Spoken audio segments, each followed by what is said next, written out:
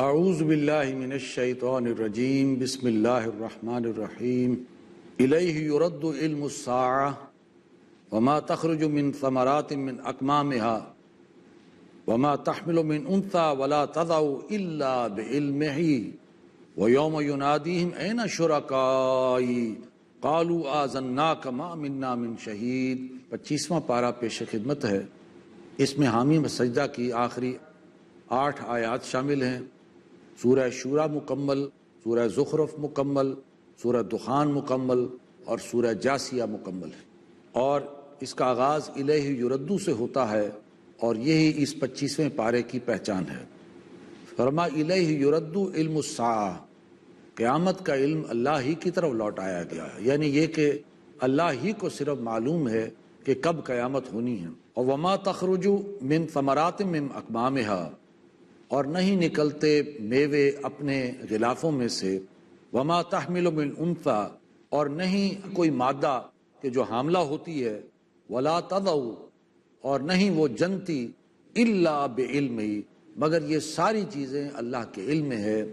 کہ کب وہ حاملہ ہوگی، کب وہ جنے گی، اور کب جو ہے پھل جو ہیں وہ اپنے غلافوں میں سے برآمد ہوں گے، اور کب آخرت قائم ہوگی۔ وَيَوْمَ يُنَادِيهِمْ، اور جس دن وہ انہیں پکارے گا، این شرکائی، بتاؤ میرے شریک کہاں ہیں جنہیں تم نے دنیا میں میرے ساتھ شریک ٹھہرایا تھا، کہاں ہیں آج وہ؟ قالوا آذناک، تو وہ کہیں گے کہ ہم آپ سے عرض کر چکے ہیں، ما منا من شہید، کہ ہم میں سے کوئی گواہی دینے والا نہیں، یعنی پورا جھوٹ بول دیں گے کہ ہم نے تو نہ یہ کہا ہے اور نہ ہم سے میں سے کوئی گواہی دینے والا ہے، یعنی اقبال جرم سے انکار کریں۔ اس سے یہ پارہ شروع ہوتا ہے۔ حامی و سجدہ کی چند آیات اس میں شامل ہیں۔ اللہ نے انسان کا بودا پن، تھڑدلا پن اس کو بیان کیا ہے کہ انسان کیسا ناشکرا ہے کہ اگر اس کو تکلیف آتی ہے تو انتہائی مایوس ہو جاتا ہے، اور اگر اللہ اس کی تکلیف کو رفع کر دیتا ہے تو ایسے بن جاتا ہے جیسے کبھی وہ تکلیف ہوئی نہیں تھی، اور سمجھتا ہے کہ مجھے جو بھی اس وقت مال و متاع ملا ہے، تکلیف دور ہوئی ہے اور اسباب دنیاوی حاصل ہوئے ہیں، تو یہ ساری چیزیں میرا حق تھا، میرا استحقاق تھا۔ اور قیامت کے بارے میں اس کا یقین نہیں، بس گمان سا ہے، اور یہ وہ سمجھتا ہے کہ جس اللہ نے مجھے دنیا میں دیا ہے آخرت میں بھی وہ اسی طرح نوازے گا۔ تو یہ انسان کا بودا پن اور تھڑدلا پن یہاں بیان ہوا ہے۔ فرمایا لا یأسم الانسان من دعاء الخیر، انسان خیر اور بھلائی کی دعائیں مانگتے تھکتا نہیں، ہر وقت جو ہے لمبی چوڑی اللہ سے دعائیں مانگتا رہتا۔ وَإِن مَسَّهُ الشَّرُّ فَيَئُوسٌ قَنُوطٌ، اگر اسے تکلیف پہنچتی ہے تو بڑا ہی مایوس اور نا امید ہو جاتا ہے۔ وَلَئِنْ أَذَقْنَاهُ رَحْمَةً مِنَّا مِن بَعْدِ ضَرَّاءٍ مَسَّتْهُ، اور اگر ہم اس کو اپنی رحمت کا مزہ چکھاتے اس تکلیف کے بعد جو اسے پہنچی ہے، لَيَقُولَنَّ هَٰذَا لِي، کہتا ہے میرا یہ حق ہے، میرا استحقاق تھا، اور یہ کہ میری ذہانت اور فطانت کی بدولت میری تکلیف دور ہوئی ہے، میری پلاننگ اور اسٹریٹجی کی وجہ سے۔ وہی بات کہ جو قارون نے کہی تھی، وہی انسان جو ہے وہ فخر و غرور کرنے لگ جاتا ہے، اللہ کو بھول جاتا ہے جس کو پہلے پکار رہا تھا۔ وما اظن الساعۃ قائمۃ، اور کہتا ہے میرا نہیں خیال، میرا گمان نہیں کہ یہ کوئی قیامت ویامت کو قائم ہونے والی ہے۔ وَلَئِن رُجِعْتُ إِلَىٰ رَبِّي إِنَّ لِي عِندَهُ لَلْحُسْنَىٰ، اور اگر بالفرض قیامت ہے بھی اور مجھے اگر لوٹا دیا گیا اپنے رب کی طرف، تو اللہ کے ہاں مجھے اسی طرح کی خوشحالی اور بھلائی نصیب ہوگی جیسے مال و دولت دنیا میں اللہ نے دیا ہے، مجھ سے راضی ہے تو دیا ہے، لہٰذا جس نے مجھے یہاں دیا ہے وہاں بھی وہی دے گا۔ یہ اس کا غلط نظریہ اور یہ انسان کا تھڑدلا پن ہے۔ وہ جیسے ظفر نے کہا کہ ظفر آدمی اس کو نہ جانیے گا ہو وہ کتنا ہی صاحب فہم و ذکا، جسے عیش میں یاد خدا نہ رہے، جسے تیش میں خوف خدا نہ رہے، یعنی عیش کے اندر اس کو اللہ کی یاد ہی بھول جاتی ہے۔ مومن کا معاملہ تو یہ ہے کہ اگر تکلیف آتی ہے تو فوراً اس کو صبر کرتا ہے، اور اگر اس تکلیف ہٹ جاتی ہے اور اللہ نعمتوں اور اللہ اپنا احسان فرماتا ہے تو اللہ کا شکر کرتا ہے اور اللہ کو کبھی نہیں بھلاتا۔ آگے سورہ شورى کے اندر اللہ تعالیٰ نے اقامت دین کی پکار بیان فرمائی ہے، اور یہ پوری سورت کے اندر ایک اجتماعی ایک واحد پکار ہے اور بڑی اہم پکار ہے۔ فرمایا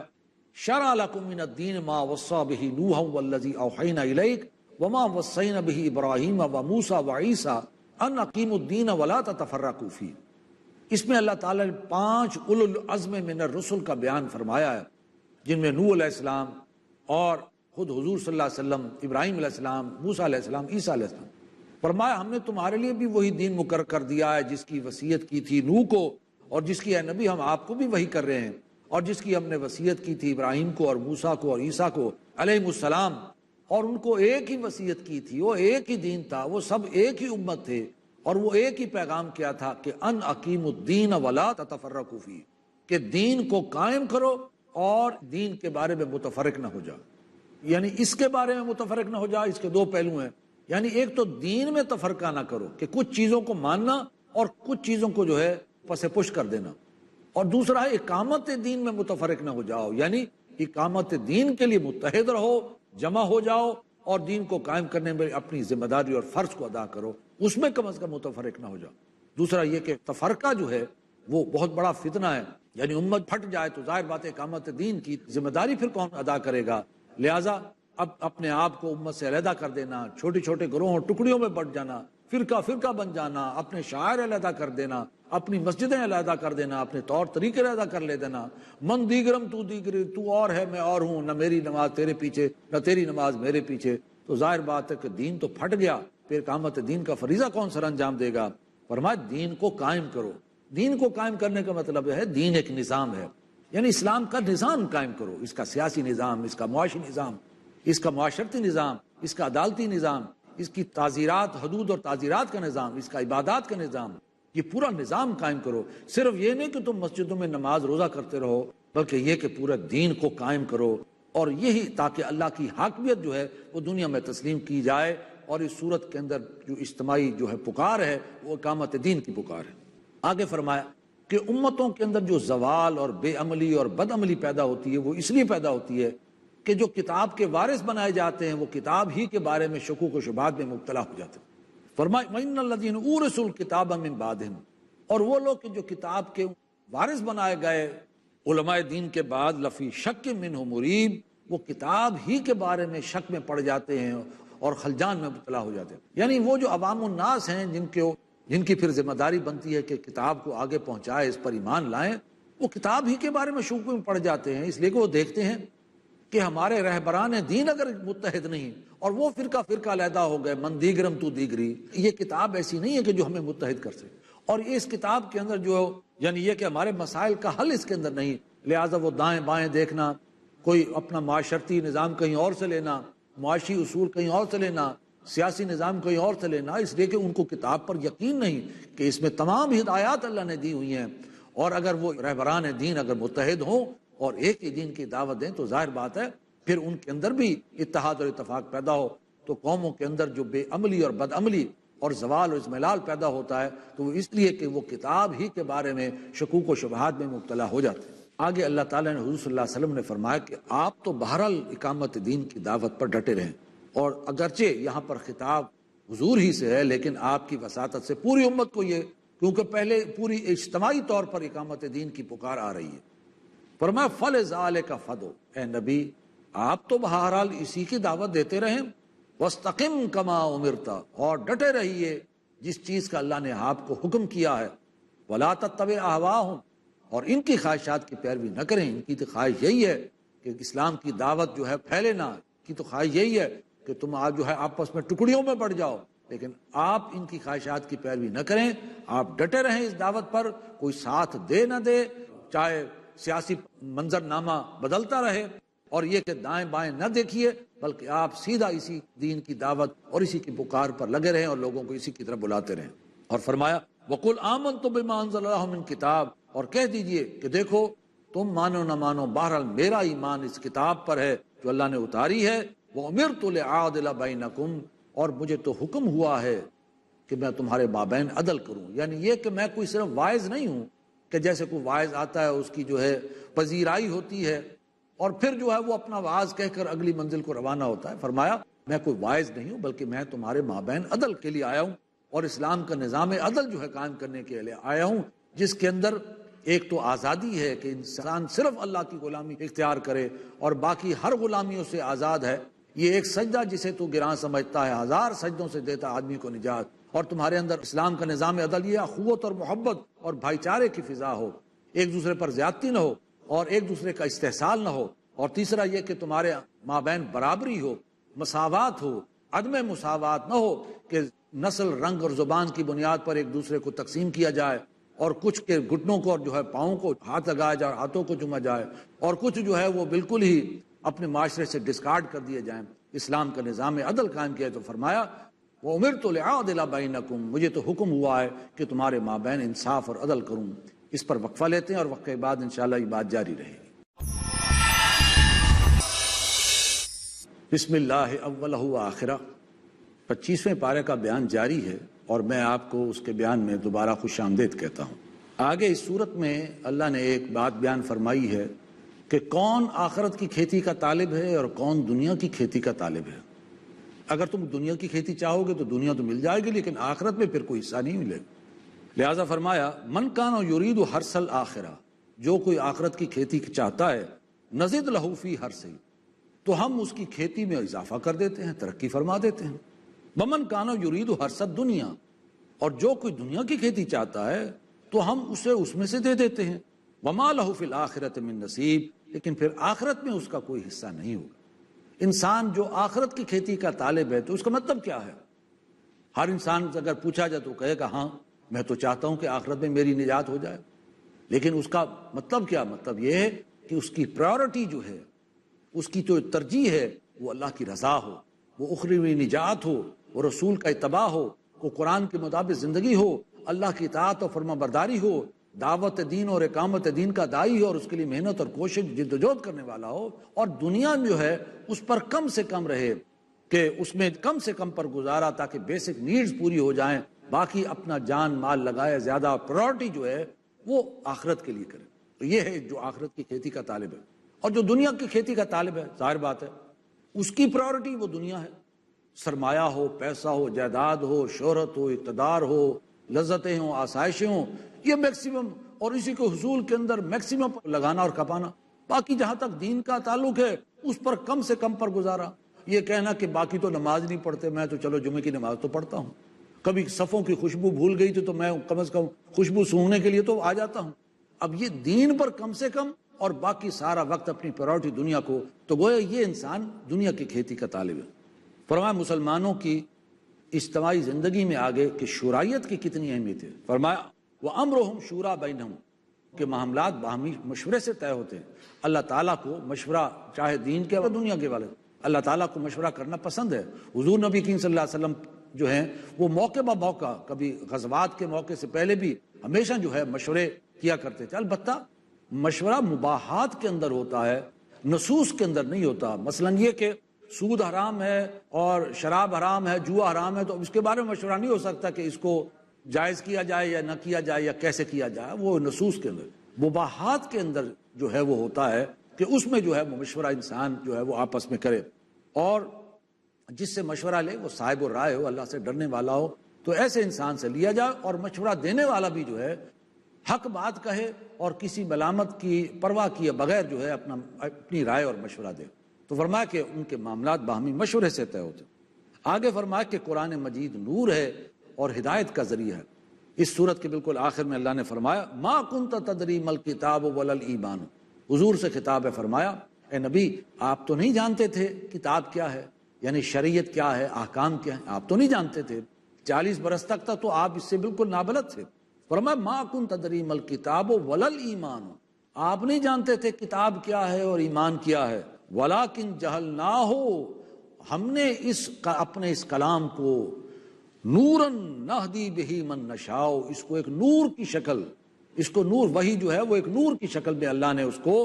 جو ہے پہنچایا ہے آپ تک، اور ہم اس کے ذریعے سے ہدایت دیتے ہیں جس کو چاہتے ہیں۔ اور یہی نور وحی جس کو ہم نور وحی کہتے ہیں، تو گویا وحی ایک نور ہے۔ ولیکن جعلناہ نورا نہدی بہ من نشاء من عبادنا وانک لتہدی الی صراط مستقیم، اور اب آپ ہیں جو ہدایت دینے والے ہیں سیدھے راستے کی طرف۔ یعنی یہ کہ آپ پہلے نہ کتاب کو جانتے تھے، ایمان کو جانتے تھے، لیکن ہم قرآن مجید جو وحی ہے نور کی شکل میں آپ کے سینہ مبارک میں، قلب مبارک میں داخل فرما کر، اور نور ایمان کی ایک شکل دے دی، اور اب آپ ہیں لوگوں کو، انسانوں کو ہدایت کی طرف بلانے والے، اور حضور نے جو ہے اس نور کو عام کیا، اور اس سے صحابہ کرام کے باطن جو ہے وہ منور ہوئے، اب وہ ہیں ہدایت کی طرف بلانے والے، اور یہ سلسلہ گویا کہ چلا دیا۔ اب ہماری ذمہ داری بھی یہی ہے کہ قرآن مجید کو اپنے باطن کے اندر سموئیں اور اپنے نور ایمان کو جگمگائیں، اور اس کے ساتھ ہی لوگوں کو ہدایت کی طرف بلائیں۔ سورہ زخرف میں ایک تو سفر کی دعا ہے، سبحان الذی سخر لنا ھذا وما کنا لہ مقرنین وإنا الی ربنا لمنقلبون، پاک ہے پروردگار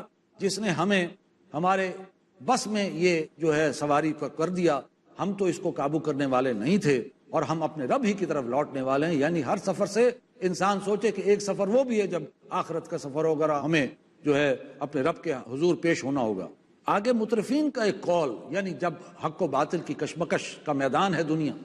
جب بھی حق کی دعوت آتی ہے تو جو اس کے جو سردار اور چودھری ہوتے ہیں یا جو صاحب حیثیت مترفین سرمایہ والے لوگ، وہ ہمیشہ چاہتے ہیں کہ ہمارا یہ نظام اکھڑنے نہ پائے، وہ چاہتے ہیں سٹیٹس کوو ہو، اس لیے کہ ان کے مفادات اسی کے ساتھ وابستہ ہوتے ہیں، اور وہ ہمیشہ حق کی دعوت کی مخالفت کرتے ہیں۔ اور ویسے بھی انسان کے پاس جتنا سرمایہ ہو اتنا انسان تن آسانی کا عادی ہوتا ہے، اتنا انسان پر غفلت طاری ہوتی ہے، لہٰذا ان کا ایک قول نقل ہوا ہے، اور ان کی ذہنی ساخت جو ہے اللہ تعالیٰ نے بیان فرمائی ہے۔ فرمایا وَكَذَلِكَ مَا أَرْسَلْنَا مِن قَبْلِكَ فِي قَرْيَةٍ مِّن نَذِيرٍ، اور اے نبی اسی طرح ہم نے نہیں بھیجا آپ سے پہلے کسی بھی بستی کی طرف کوئی خبردار کرنے والا، الا قال مترفوها، مگر یہ کہ وہاں کے جو مترفین تھے، جو سرمایہ دار تھے اور پیسے والے تھے، انہوں نے کہا انا وجدنا آبانا علی امۃ وانا علی آثارہم مقتدون، کہا کہ ہم نے آباء و اجداد کو اسی طریقے پر پایا اور ہم تو اسی کی پیروی کرنے والے ہیں۔ یعنی یہ کہ ہم اس نظام کو تبدیل کرنے والے نہیں، ہمارے مفادات اس کے ساتھ وابستہ ہیں، اور ہم تو سٹیٹس کو ہی پر بلیو کرتے ہیں۔ آگے قرآن کے اندر جو ہے وہ کفار کا ایک عجیب قول نقل ہوا ہے، کہنے لگے وقالوا لولا انزل هذا القرآن على رجل من القريتين عظیم، کہنے لگے کہ یہ قرآن ہماری دو بستیوں میں سے کسی عظیم شخص پر کیوں نہیں نازل ہوا؟ یعنی یہ کہ ان کے نزدیک جو طائف اور مکہ کی بستی ہے، اس کے جو سردار ہیں، حیثیت ہے، سرداری ہے، اس پر قرآن کیوں نہیں نازل ہوا؟ اور قرآن ایک بالکل ایک یتیم انسان پر جو کوئی سردار بھی نہیں، اس پر نازل کیوں نہیں ہوا؟ تو اللہ نے فرمایا کہ اصل میں یہ اعلیٰ کلام ایک باکردار اور بااخلاق انسان پر اترتا ہے۔ یہ اللہ تعالیٰ کسی کے مال کو اور کسی شکل کو نہیں دیکھتا، اس کے دل اور اس کے اعمال کو دیکھتا ہے، اخلاق کو اور کردار کو دیکھتا ہے، لہٰذا اعلیٰ کلام باکردار انسان پر اترتا ہے۔ آگے فرمایا کہ جو انسان رحمان کے ذکر سے آنکھیں چراتا ہے تو اللہ تعالیٰ اس پر ایک شیطان مسلط کر دیتے ہیں، اس کا دوست بن جاتا ہے، اور وہ اس کو بہکاتا ہے اور اس کو گناہ کی طرف لے جاتا ہے، بلکہ گناہ کے اندر فائدے دکھاتا ہے، اس کی مت ماری جاتی ہے، اس کی عقل کو بے عقل کر دیتا ہے، اور جو ہے اس کو نیکی سے جو ہے دور کر دیتا ہے، اور اس طریقے سے وہ یہ سمجھتے ہیں کہ ہم بڑے سیدھے راستے پر ہیں۔ سورہ دخان کے شروع میں لیلہ مبارکہ کا ذکر ہے، حامیم والکتاب المبین، قسم اس کتاب کی جو بڑی روشن اور واضح ہے، انا انزلناہ فی لیلۃ مبارکۃ، اور بے شک ہم نے اس کلام کو اتارا ایک ایسی برکت والی رات میں، انا کننا منذرین، اور یقین ہم بھی لوگوں کو خبردار اور تنبیہ کرنے والے ہیں۔ لیلہ مبارکہ کے بارے میں بعض حضرات کی رائے یہ ہے کہ شاید یہ 15 شعبان کی رات ہے، لیکن حقیقت یہ ہے کہ اس کی سند ضعیف ہے۔ لیلہ مبارکہ لیلۃ القدر ہی ہے، جو رمضان المبارک کے آخر عشرے کی طاق راتوں کے اندر لیلۃ القدر کا جو ذکر آیا ہے کہ اس کو تلاش کرو، بڑی برکتوں والی رات ہے، اس میں اللہ تعالیٰ اگلے سال کے فیصلے فرماتے ہیں، اور زندگی اور موت کے مال و اسباب دنیاوی کے فیصلے فرماتے ہیں، اور فرمائی 1000 مہینوں سے بہتر رات ہے، لہٰذا لیلۃ القدر ہو یا لیلہ مبارکہ وہ ایک ہی رات کا ذکر۔ آگے چونکہ سورۃ دخان جس کے معنی دھواں ہے، اسی کا ذکر ہے کہ قریش نے جب حضور صلی اللہ علیہ وسلم کی دعوت کا انکار کیا اور پریشان کیا تو اللہ تعالیٰ نے ایک چھوٹا عذاب ان کی طرف بھیجا کہ وہ قحط کی کیفیت پیدا ہو، اور قحط اس قدر پیدا ہوا اور اس میں جو ہے پانی کی اس قدر کمی آئی کہ مٹی جو ہے وہ فضا کے اندر معلق ہو گئی، اور وہ گرد و غبار کی ایک چادر وہ تن گئی، اور اس طرح لگتا تھا جیسے دھواں ہے، اور کئی دن تک یہ کیفیت رہی، جس سے وہ انتہائی پریشان ہو گئے، خوفزدہ ہو گئے، اور جو ہے وہ التجائیں کرنے لگ گئے، حضور کے پاس آ گئے کہ آپ جو ہے اپنے رب سے دعا کیجئے کہ اللہ تعالیٰ ہم پر یہ عذاب کو ٹال دے، تو یقیناً ہم سوچیں گے اس بارے میں، ایمان لے آئیں گے۔ اللہ نے فرمایا اے نبی یہ جو باتیں کر رہے ہیں یہ بالکل آپ کو دھوکہ دینے کے لیے کر رہے ہیں، اس سے پہلے جو رسول آئے ان کی قوموں نے بھی اللہ نے جو ان پر عذاب بھیجا تو انہوں نے بھی موسیٰ علیہ السلام کو اسی طرح گڑ گڑا کر جو ہے التجائیں کی، اور ہم نے ان سے وہ عذاب ٹال دیا، لیکن وہ ویسے کے ویسے رہے۔ فرمایا یہ بھی اس طرح کا دھوکہ کر رہے ہیں، یہ ایمان نہیں لائیں گے، البتہ اگر یہ باز نہ آئے تو پھر ہم ان سے انتقام لیں گے اور بڑے عذاب کے لیے تیار ہو جائیں۔ سورہ جاسیہ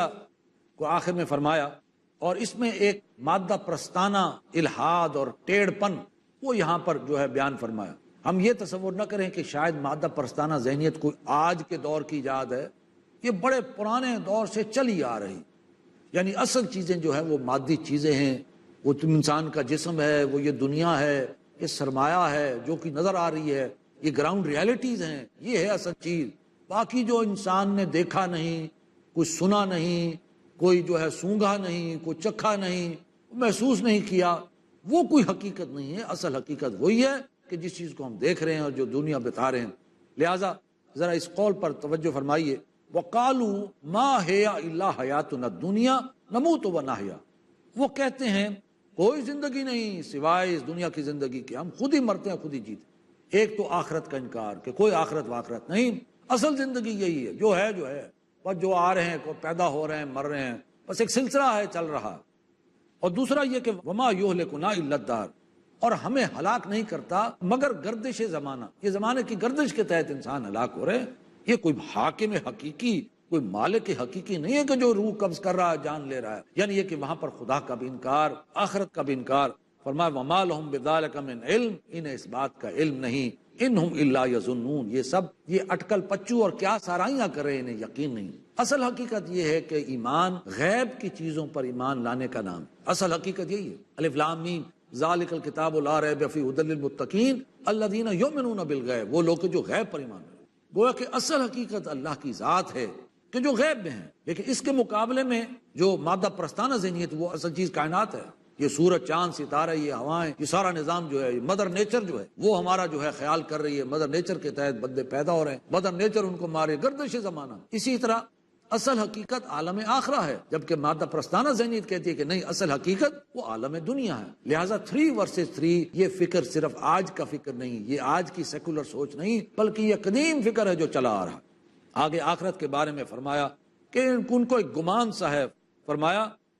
ہمیں گمان سا ہوتا ہے باقی ہمیں یقین نہیں ہے۔ یہ ان کا قول ایک ملتا ہے آخرت کے بارے میں۔ آج اگر ہم بھی اپنے باطن کا جائزہ لیں، کیا ہمیں آخرت پر یقین ہے؟ اگر آخرت کا یقین ہو تو انسان اس کی تیاری کرتا ہے، اپنے کردار کو سنوارتا ہے، با کردار بنتا ہے، با اخلاق بنتا ہے، اس کی تیاری کرتا ہے، وہ اعمال جو ہے وہ سیکھنے کی کوشش کرتا ہے، اس پر عمل کرنے کی جو آخرت میں اس کو فائدہ دیں۔ لیکن ظاہر بات ہے کہ جس کا یقین نہیں تو پھر اس کی زندگی لہو و لعب کے اندر گزر جاتی ہے۔ یہ آج جھانکنے والی بات ہے، آج ان کا وہی قول آج ہم پر صادق آ رہا ہے کہ کیا ہمیں آخرت پر یقین ہے یا نہیں۔ اللہ تعالی ہمیں آخرت کا اور اللہ پر ایمان اور پختہ یقین عطا فرمائے، اور اللہ تعالی ہمیں سرخرو فرمائے۔ وآخر دعوانا ان الحمد للہ رب العالمین۔